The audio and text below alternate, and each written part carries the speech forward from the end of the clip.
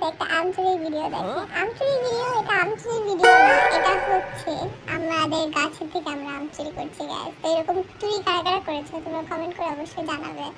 তখন অলমোস্ট রাত 12টা, I don't think 12টা বাজে না। আচ্ছা যাই হোক, তখন মানে অনেক কষ্টে আম পাচ্ছিলাম। যদি ভয়ে যদি গায়ে আমের কষ্ট লেগে গেলেই তো ফা হয়ে যাবে। তারপরে আম চুরি করে এখন তো মরিচ চুরি করতে হবে, তাই না? তো গাছে দেখলাম যে সুন্দর তরতাজা জাম মরিচ। তো আমি কিভাবে জানলাম যে গাছে মরিচ আছে? কারণ আমি বিকালে এসে ছাদে দেখে গিয়েছিলাম, ছাদে যে মরিচ হয়েছে অনেকগুলা। তো এখানে সবার কে লুকাতে লুকাতে আমরা চুরি করে ফেললাম আম এবং কাঁচা মরিচ। এই যে গায়ে দেখে নিন। তারপর চুরি করে আমরা ঘরে ঢুকে গিয়েছি সোজা, নাচতে নাচতে আবার বেশরমের মতো। তারপরে হচ্ছে আমগুলোকে ছিলে নিব, এই জন্য পরে আমার আম্মু দেখে বলে গাইস যে তুই আর দুটা কেন পারলি না ভাই? আমি আম চুরি করছি, তুমি কেমনে জানলা? Seriously? কারণ আমার দৃষ্টিশক্তি অনেক দূর পর্যন্ত যায় মেবি। তারপর আমগুলো কাটা সরি ছিলা শেষ হয়ে গেল, এখন আমগুলোকে কেটে নিচ্ছি গাইস। আসলে ছিলি নাই, একটু করে যাই হোক, আমরা এখন আমগুলোকে কেটে নিয়েছি আমগুলোকে। হ্যাঁ দেখতে পাচ্ছেন গাইস, কি সুন্দর করে কাটছি।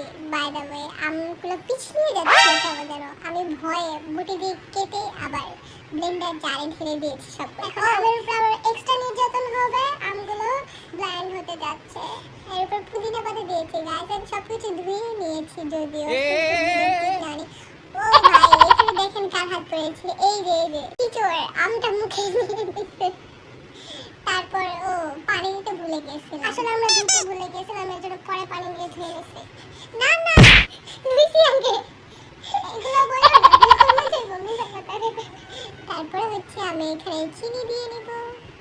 চিনি তারপরে কি চিনি হচ্ছিল না, তারপরে হচ্ছে বয়ামের থেকে কি যেন বের করে দিচ্ছিলাম লবণ। তারপরে হচ্ছে বিট লবণ, তারপর ব্লেন্ড।